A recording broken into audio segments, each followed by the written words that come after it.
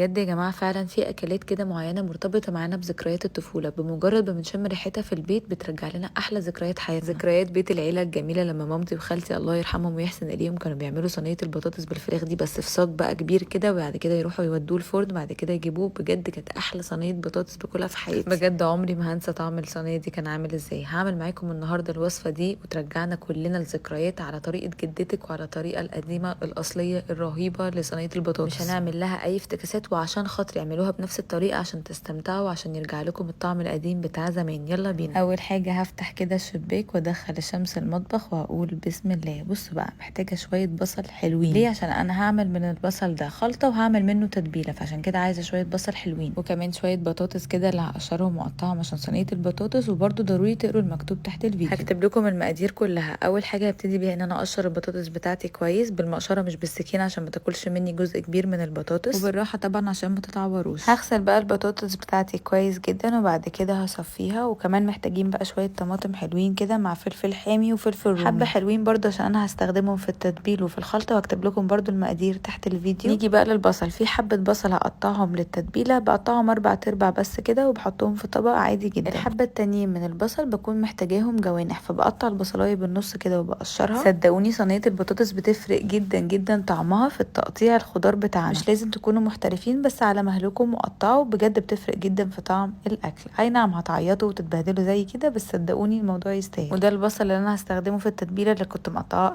4 غسلته، وبعدين طلعت بقى الفراخ بتاعه مفازه، جبت صدور من المفازه ووراك من المفازه، هحطها على الكاونتر لحد ما تفك، لان كده كده فراخ مفازه مش بتحتاج تتغسل، احنا اصلا بنبقى شاريينها وهي حصل لها اللي اكتر من التنظيف اللي هو التبريد الهوائي. التبريد الهوائي ده بينزل اي سوائل من الفراخ وبيشيل ريحه الزفاره نهائيا، بينضفها من اي بكتيريا، وده بقى مفعوله اقوى بكتير بكتير من ان احنا نغسل الفراخ. يعني التبريد الهوائي ده اقوى بكتير من لو احنا غسلنا فراخ مليون الف مره. هقطع الخضار بتاعي، وبرده يا جماعه خدوا بالكم انا هكتب لكم كل التفاصيل تحت الفيديو عشان لو حاسين ان انتم متلخبطين. كل اللي انا عملته ان انا قطعت البصل والثوم والبطاطس والطماطم والفلفل الحامي والفلفل الرومي في صينيه، وحطيت عليهم ملح وفلفل اسود وقلبتهم مع بعض كويس جدا جدا لحد ما بقت بالشكل الخطير ده. وسر خطير بقى في صينيه البطاطس، عايزاكم تحطوا شويه توم حلوين قد ما تقدروا بقى وقد قدراتكم. عايزه اللي ياكل فاهمين صينيه البطاطس دي يدخل ينام على طول بعدها. صدقوني التوم الكتير سر خطير خطير في الاكل، ما يعرفوش غير اللي مجربه. وبعد ما قطعت الخضار بتاعي كله في الصينيه خلاص، ننزل بقى بالفراخ بتاعت مفازه. انا عارفه ان انتوا هتتخضوا، وانا كنت زيكم في الاول مخضوضه لحد ما جربتها. هناخدها من الطبق زي ما هي كده في عطاسه سخنه مولعه، نحط فيها معلقه من زيت الزيتون ومعلقه من الزبده، ونروح نازلين بالفراخ نديها صدمه كده في الطاسه. بصوا اصلا يا جماعه الفراخ لونها عامل ازاي، وبجد خطيره ازاي من قبل حتى ما نطبخها. اديتها لون حلو كده على الناحيتين، وعملت نفس الحكايه برده في الوراك، اديتها صدمه في طاسه تكون سخنه مولعه لحد ما برده اخدت اللون الخطير ده. ما تستعجلوش عليها وادوها وقتها. وبعدين بقى في الخلاط ضربت طماطم وضربت بصل وفلفل حامي وفلفل رومي